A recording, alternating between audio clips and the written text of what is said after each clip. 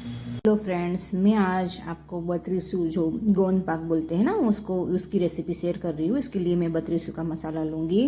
फिर ये जैगरी से एनीमिया फ्री भी हो सकते हैं।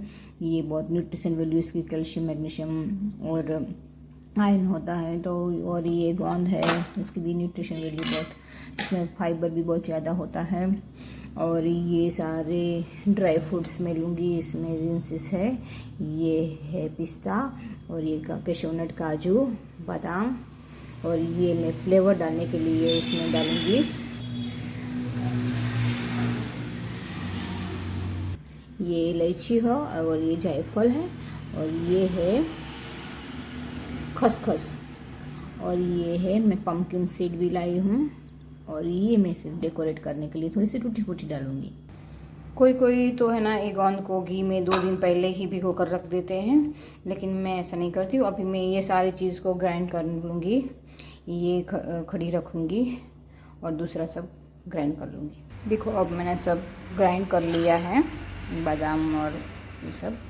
अब मैं गोंद को घी में सेक लूँगी। के लिए पहले पैन को गर्म करना है, उसके बाद उसमें घी डालना है।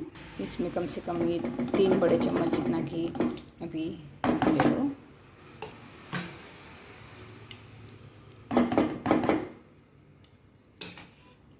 देखो घी गर्म हो जाए उसके लिए है हमें ये चेक करना है, कोई भी कहीं का निकाल लेकर इसे डालकर देखना है। जो ऊपर आ जाए तो घी गर्म हो चुका है, ऐसा समझना है। देखो अब घी गर्म हो चुका है। अब मैं उसमें गोंद डालूँगी। गोंद को एकदम घी में फ्राई कर लेना है, एकदम से फूल जाएगा। आप अच्छे से सेकने दोगे ना घी में तो है ना ये वो कच्चा कच्चा नहीं लगेगा इसमें। कोई कोई बनाता है तो बोलते कच्चा कच्चा लग रहा है, लेकिन उसको घी में बराबर फ्राई कर लो। जैसे देखो फूल कर कैसे जैसे फूल गया ना, तो अब ये मैं निकाल सकती हूँ। गोंद को एक साथ फ्राई नहीं करना है, थोड़ा थोड़ा डालकर उसके फ्राई करो। अब ये फूला हुआ जो गोंद है, अब मैं इसको फूला हुआ गोंद को लेकर मिक्सर जार में लेकर ग्राइंड कर लूँगी। गोंद को ग्राइंड कर लिया है, जो फ्राई किया हुआ था उसको। अब मैं पैन में घी गरम करूँगी।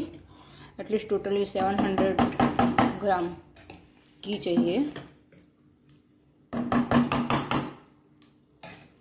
अब इतना घी डालकर घी थोड़ा सा गर्म हो जाए, उसके बाद इसमें डालना है गुड़, जेगरी। गोंद है ना बहुत फ़ायदेमंद है, वो गट की हेल्थ को इम्प्रूव करता है, इम्यूनिटी बूस्टर है और प्रीबायोटिक और प्रोबायोटिक में भी यूज़ होता है। अब देखो जेगरी गर्म होकर, गुड़ गर्म होकर ऊपर फूल कर ऊपर आ रहा है, तब समझो कि अब हो गया है। अब उसमें सारे ये हमने जो ग्राइंड करके रखा है सारे इंग्रेडिएंट्स उसको अंदर डाल दें। सारा मसाला डालकर अब मैं उसमें मसाला भी मिक्स कर दूँगी। देखो ऐसे अच्छे से मिक्स कर लेना है और इसके बाद अब हम थाली में उसको डालेंगे। अब मैं इसको डेकोरेट करूँगी। ये है खसखस,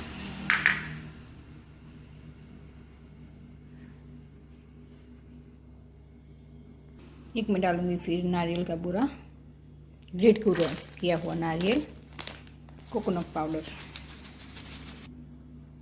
दूसरे में डालूँगी ये बच्चों के लिए ये टूटी फूटी वाला। बच्चों को थोड़ा सा डेकोरेट करके खिलाना पड़ता है, नहीं तो वो खाते नहीं हैं। और आप चाहो तो उसमें डेयरी मिल्क चॉकलेट का भी क्रश करके डाल सकते हो। बच्चों वाला मैंने देखो ऐसे चॉकलेट को भी कट करके अंदर रखा है, टूटी फूटी भी मिक्स की है, ये बच्चों का है। और ये नारियल का बुरा वाला हमारा, मैं इसका पीस करके आपको दिखाऊंगी।